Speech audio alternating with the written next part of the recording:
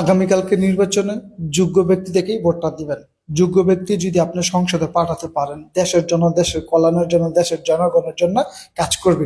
আর আপনি যদি অসৎ ব্যক্তিকে ভোটটা দিয়ে তাদেরকে সংসদে পাঠান, তারা ইসলাম বিরোধী কার্যক্রম করবে, তারা দেশের টাকা বিদেশে পাচার করে ইউরোপের উন্নতশীল দেশে তাদের ছেলে মেয়েদের বউ বাচ্চাদেরকে রেখে তারা উন্নত লাইফস্টাইল জীবনযাপন কাটাবে।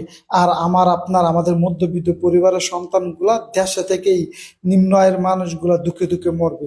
আপনি কি চান বাংলাদেশের পরিবর্তন? তাহলে গণভোটে হা ভোট দিবেন। পাশাপাশি আপনার এলাকায় যিনি প্রার্থী আছে, চোখটা বন্ধ করে একটু আপনি বিবেকটাকে খাটিয়ে দেখুন তো কোন ব্যক্তিটা সৎ। শুধু মার্কা দেখে ভোট দিবেন না। আপনার এলাকায় যে ব্যক্তিটা সৎ, ওই সৎ ব্যক্তিটাকে আপনি সংসদে পাঠান। দেশের জন্য, দেশের কল্যাণের জন্য কাজ করবে। আজকে নির্বাচনে শেষ প্রচারণা করার সুযোগও নেই। আগামীকালকেই ভোট। আমি আজকে আমার এই লাস্ট ভিডিও নির্বাচন নিয়ে কথা হচ্ছে ভাই, আপনি সৎ যোগ্য ব্যক্তি দেখে ভোট দেন। আমি কোনো দলের হয়ে আমি এই ভিডিওটা করতেছি না।